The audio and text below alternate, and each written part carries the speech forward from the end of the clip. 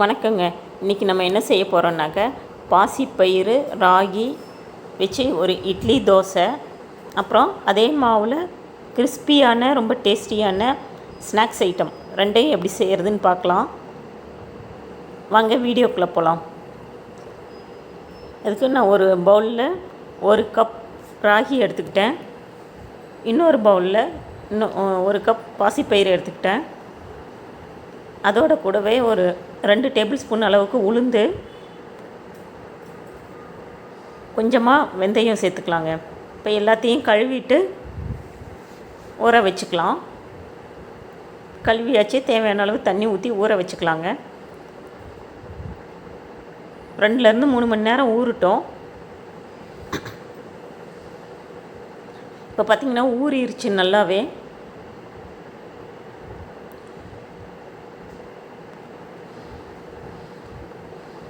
இப்போ ஊறினதை ஒரு மிக்ஸி ஜாரில் சேர்த்துக்கலாம். ஃபஸ்ட்டு நான் ராகியை போட்டுக்கிறேன்.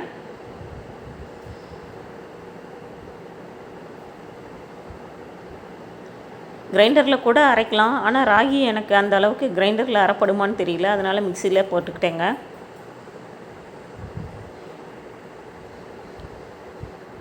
ராகி மாவு அரைச்சாச்சு. இப்போ பாசிப்பயிரையும் அரைச்சிடலாம்.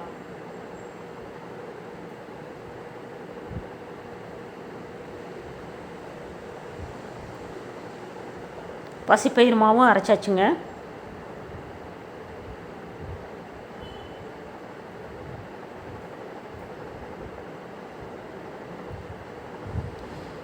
இப்போ ராகி மாவு பாசிப்பயிறு மாவு ரெண்டையும் ஒன்றா சேர்த்துக்கலாம்.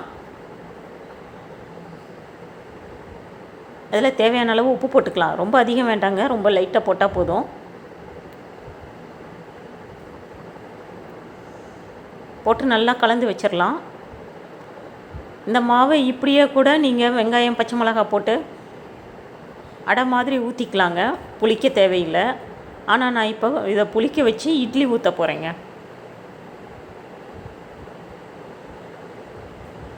ஒரு 4-5 மணி நேரம் புளிச்சா போதும்.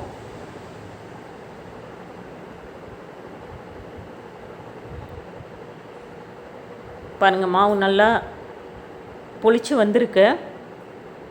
ரொம்ப நேரமெல்லாம் வைக்க வேண்டாங்க, ஒரு 4-5 மணி நேரம் போதுமானது.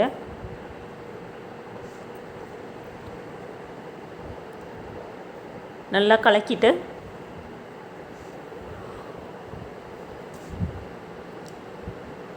இட்லி தட்டில் ஆயில் அப்ளை பண்ணிவிட்டு நம்ம இட்லியை ஊற்றிக்கலாம்.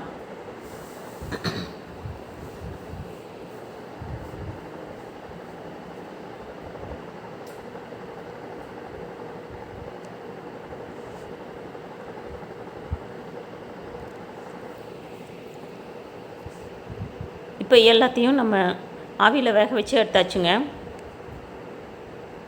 வெந்துருச்சான்னு பார்க்குறதுக்கு இந்த மாதிரி ஒரு கத்தியில் வச்சு குத்தி பார்த்தா ஒட்டாமல் வந்ததுன்னா வெந்துருச்சுன்னு அர்த்தம்.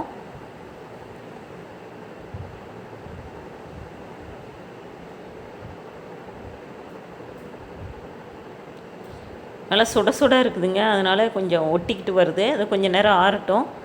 அதுக்குள்ளே நம்ம தோசை ஊற்றிக்கலாம்.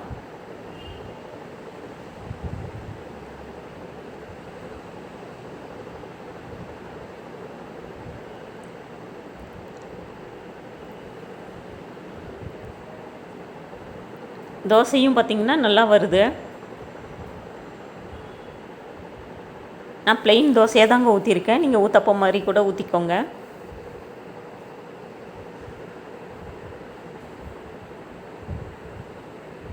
ரெண்டு பக்கமும் திருப்பி போட்டு இந்த மாதிரி ஆயில் போட்டுட்டு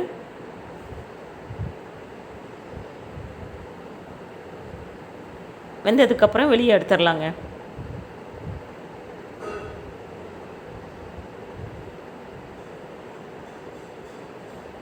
இப்போ ராகி பாசிப்பயிறு இட்லி தோசை ரெடி ஆயிடுச்சுங்க.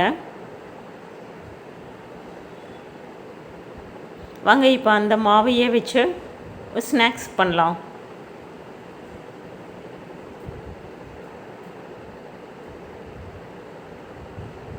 பாருங்கள், இது எந்த அளவுக்கு கிறிஸ்பியாக இருக்குதுன்னு. கையில் ரொம்ப ஈஸியாக நொறுக்க வருது பாருங்கள்.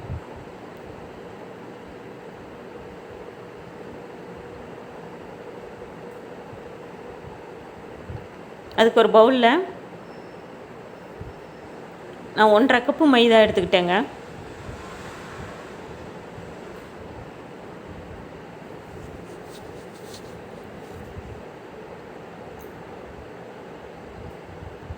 காஷ்மீரி சில்லி, சாதா சில்லி பவுடர், எள்ளு, ஓமம், உப்பு இதெல்லாம் சேர்த்துக்கிறேங்க. ஓமம் வந்து உங்களுக்கு ஆப்ஷனல் தான், பிடிக்கும்னா சேர்த்துக்கோங்க. ஏன்னா ஓமம் சேர்த்தா தான் நமக்கு சாப்பிட்டா வயிறு ஒரு மாதிரி திம்முன்னு இல்லாமல் இருக்கும். கொஞ்சமாக நெய் சேர்த்துக்கிட்டேன். நம்ம அரைச்சி வச்சோம் பார்த்திங்களா, அந்த மாவை கொஞ்சமாக சேர்த்துக்கலாம். இது மாவும் மீதி ஆயிடுச்சுங்க, அதை வேஸ்ட் பண்ண மனசு வரல, அதனால இப்படி செஞ்சு பார்த்தேன். ரொம்ப நல்லா வந்தது.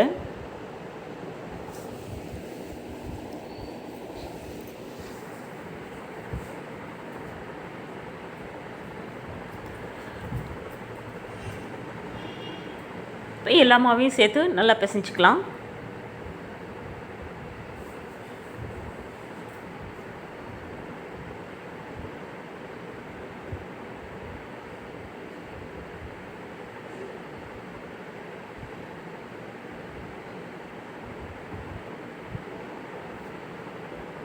தேவைப்பட்ட தண்ணி போட்டு கூட பிசைஞ்சிக்கலாங்க. மாவு பார்த்திங்கன்னா இந்த மாதிரி சப்பாத்தி மாவை விட கொஞ்சம் திக்காக இருக்கிற மாதிரி பிசைஞ்சிக்கலாம்.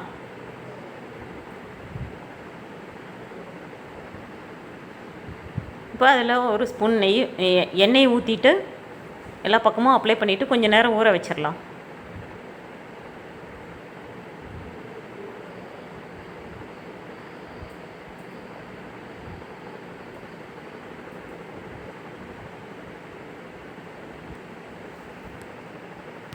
இப்போது இன்னொரு கிண்ணத்தில் நான் ஒரு 2 டேபிள் ஸ்பூன் அளவுக்கு மைதா, 2 டேபிள் ஸ்பூன் அளவுக்கு நெய் விட்டுக்கிறேன். சேர்த்து நல்லா கலந்துக்கலாம்.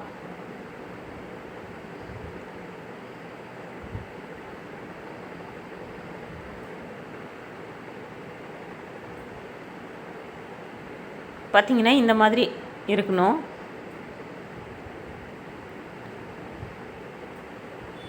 பேன் அடுப்பில் வச்சு தேவையான அளவு எண்ணெய் ஊற்றிக்கலாங்க.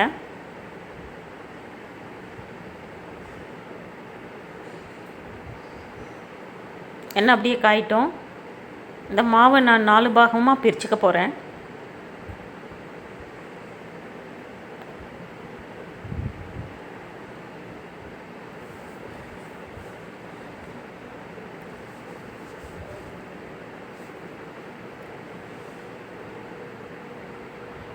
கையால் நல்லா உருண்டை பண்ணி இந்த மாதிரி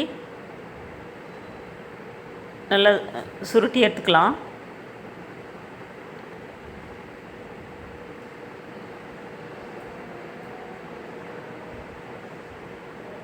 நம்மளால் எந்த அளவுக்கு நல்லா தேய்க்க முடியுமோ அந்த அளவுக்கு நல்லா தின்னாக தேய்ச்சி எடுத்துக்கலாங்க.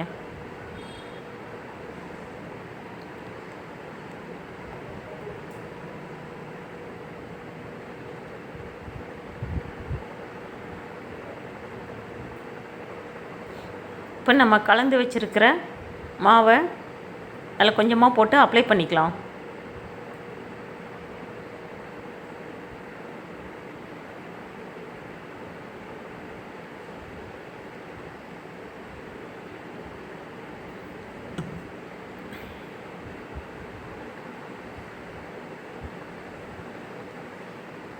நல்லா கிறிஸ்பியாக நல்லா டேஸ்டியாக இருக்குங்க இந்த ஸ்நாக்ஸு.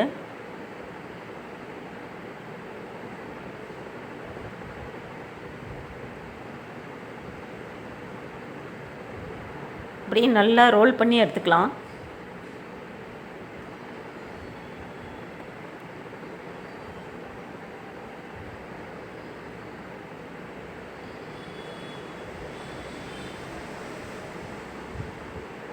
கத்தி வச்சு இந்த சின்ன சின்னதாக கட் பண்ணிக்கலாங்க.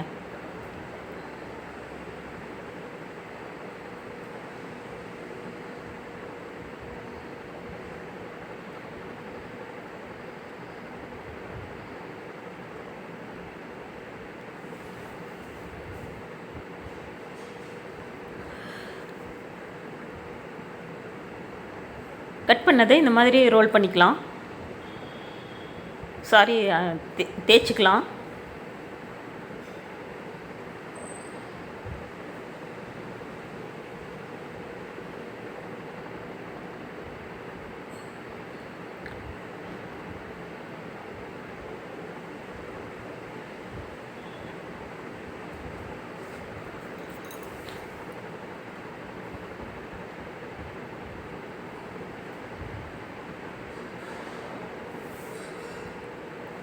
தேய்ச்சாச்சு.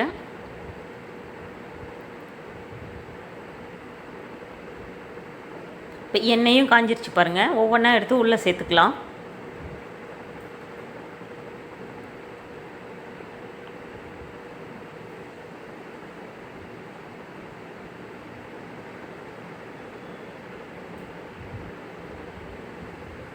அடுப்பை மீடியம் ஃப்ளேம்லேயே வச்சு நம்ம பொரிச்சு எடுக்கலாங்க. அப்போ தான் நம்ம எதிர்பார்க்குற டெக்ஸ்சர் வரும். இல்லைன்னா மேலே சீக்கிரமாக வந்துடும், உள்ளுக்குள்ளே வேகாது.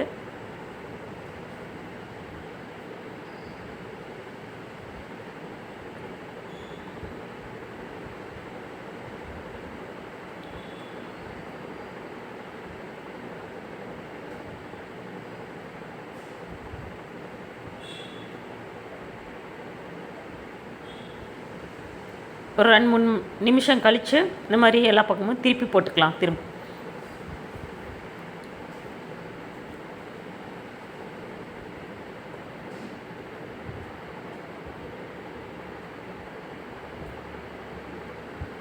நல்லா வெந்து இப்படி சலசலப்பு அடங்கட்டுங்க.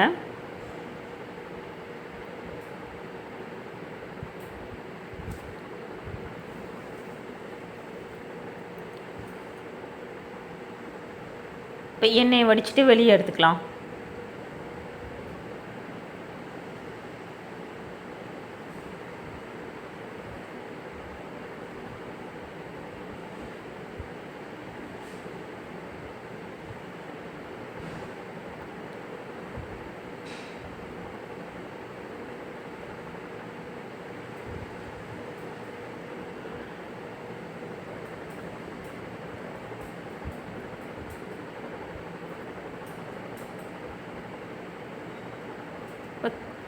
கிறிஸ்பியான ஈவினிங் ஸ்நாக்ஸும் ரெடி ஆயிடுச்சுங்க. இந்த வீடியோ பிடிச்சிருந்ததுன்னா லைக் பண்ணுங்கள், ஷேர் பண்ணுங்கள், சப்ஸ்கிரைப் பண்ணுங்கள். நீங்களும் இதே மாதிரி செஞ்சு பாருங்கள். தேங்க்யூ.